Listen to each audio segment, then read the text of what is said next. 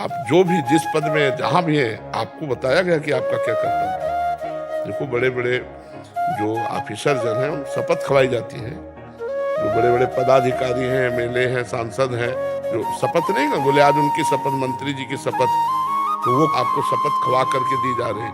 उस कर्तव्य पे चलिए तो आपकी साधना बन जाएगी, समाज सेवा साधना बन जाएगी, वही भगवान की प्राप्ति का हेतु करा देगी।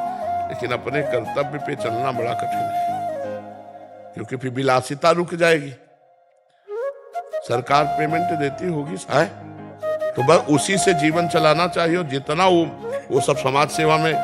पर ऐसा कहाँ हो, कर्तव्य कोई बिरला ही करता होगा, करते होंगे क्योंकि सत्य भी है तो कहीं करते होंगे।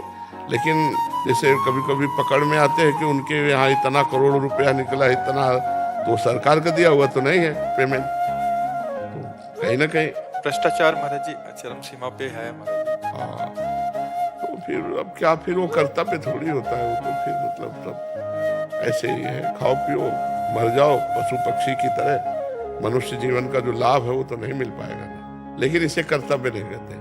कर्तव्य तो कहते हैं कि सरकार के पैसे से जैसे आपको पेमेंट मिलती है, उसी से पानी पियो, उसी से भोजन पाओ और अपना पेट्रोल लगा के जाओ और फिर वहां काम करो। कोई किसी ने बोला कि हम करते हैं, बट कह रहे एक रीत बन गई है, उस रीति को कैसे तोड़ा? हाँ, भ्रष्टाचार की रीति होती है, सत्य की कोई रीति नहीं है, भ्रष्टाचार की रीति होती है। बहुत ऐसा होता है। अब इन चीजों को तो हम धर्म नहीं मान सकते ना, सत्य तो नहीं मान सकते ना, इनको करे कोई भी करे। महाराज जी उस पैसे से जो व्यक्तिगत जिसने लिया है उसका अहित होगा जीवन में उसके। अब हम तो है नहीं ना उनके पास, जीवन में वो कभी शांत नहीं हो सकता, कभी प्रसन्न नहीं हो सकता, कभी उद्वेग रहित नहीं हो सकता। तो उसके अंदर का विषय, बाहर तो उसको गाड़ी दिख रही है, बंगला दिख रहा है दूसरों। हाँ, अभी तो ब्याज है, मूल तो आगे मिलेगा ना। भगवान ने किस लिए तुम्हें भेजा था, क्या कर दिया तुमने, उसका भी तो दंड मिलेगा। महाराज जी मानसिक चिंताएं जो होती हैं, क्लेश होते हैं, ये भी दंड का आचरण का परिणाम होता है। भले प्रकट में नहीं दिख रहा, बट ये जो मानसिक चिंताएं हो रही हैं, बिल्कुल हमारी गलतियों का परिणाम ब्याज ही है, मूल तो दंड मिलेगा। भय, चिंता, शोक, उद्विग्नता, ये सब उसी का परिणाम होते हैं, उसी का परिणाम होते हैं। और बड़ी दुर्दशा होती है, बड़ी दुर्दशा, चाहे वो न्यायाधीश हो, चाहे कोई भी पदाधिकारी हो, यदि आप अपने कर्तव्य का पालन नहीं करते तो शोकित, चिंतित, परेशान एकदम। जब तक आचरण नहीं सुधारोगे, भजन नहीं करोगे, तब तक ठीक नहीं होगा। भजन करना अत्यंत आवश्यक है, तभी बुद्धि शुद्ध होगी। इस भजन सारथी सुजाना, भगवान राम जी ने कहा है, इस रथ का सारथी बुद्धि है। अगर बुद्धि शुद्ध करनी तो नाम जप करे, भजन करे, तभी बुद्धि शुद्ध होगी।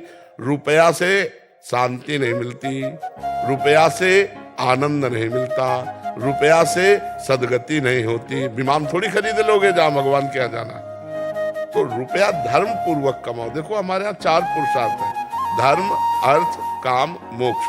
तो धर्म पहले है, अर्थ लेने के पहले देखो ये तुम्हारा धर्म है कि नहीं। अगर वो अधर्म युक्त है तो भाई हम नहीं लेंगे। बड़ी बड़ी मतलब व्यवस्थाएं हैं। ऐसा नहीं कि धर्मात्मा पुरुष गरीब होता है। चक्रवर्ती सम्राट महाराज अम्बरीश है, धर्मात्मा है।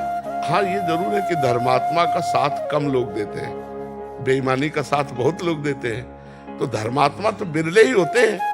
तो अपने को चाहिए कि कम से कम साधु संग मिला है, तो आप बिरले में हैं, आप सब साधारण में नहीं हैं, तो अब आप धर्म से चलिए। धर्म में कठिनता हो सकती है, लेकिन ऐसा नहीं हो सकता कि उसकी सदगति रुक जाए या उसका आनंद शोक में बदल जाए। हम कई बार बताया, अधर्म करने वाले हाइलोजन की तरह चमकेंगे, पर फ्यूज इनको पक्का होना है, पक्का होना है, आप समझ लो। धर्मात्मा पुरुष दीपक की तरह जलेगा, लेकिन वो कुल परंपरागत चलता रहेगा, और अधर्मी पुरुष हाइलोजन की तरह एकदम नष्ट हो जाएगा। डरो बेईमानी के पैसे से, डरो बेईमानी करने से, दूसरों को दुख पहुंचाने वाले कार्यों से डरो। अब ऐसे ऐसे कार्य सामने आते हैं और वो जान रहे हो तुम निर्दोष है, और फिर भी आप उसकी मतलब हानि कर रहे हो, तो भगवान फिर दुखिया को न सताइए, दुखिया देगा रोए, और जब दुखिया के मुखिया सुने तो तेरी गति का होए। तो बस ये समझना है। कि आपकी बातों का बहुत प्रभाव भी हो रहा है हमसे। जैसे यहाँ तो इतने आते हैं, हमसे लोग मिलते रहते हैं, तो काफ़ी जने ऐसे कहते हैं कि हमने अधर्म आचरण, जो ये धर्म का धन आदि निषेध कर दिया है बिल्कुल। बट क्या कुछ जनों की ये भी आती है कि बहुत सिस्टम इतना वैसा हो चुका है कि वो नीचे से ऊपर तक, वो मतलब नौकरी करे तो कैसे, क्या छोड़ दें या करें तो फिर इतने ज़्यादा दिक्कतें आती हैं। चलती चक्की देख के दिया कबीरा रोए, दो पाटन के बीच में साबित रहा न कोई। तो चलती चक्की देख के दिया कमाल ठठाए, और रहा सहारे कील के तो बाल न बांका जाए। कील कौन है? भगवान। अगर भगवान का आश्रय है तो हमें ये थोड़ी कि नौकरी छूट जाएगी तो क्या होगा। नहीं भाई, हम अधर्म पूर्वक नौकरी नहीं कर सकते, ये इस्तीफा लो। हम लेबरी कर सकते हैं लेकिन अधर्म आचरण नहीं कर सकते।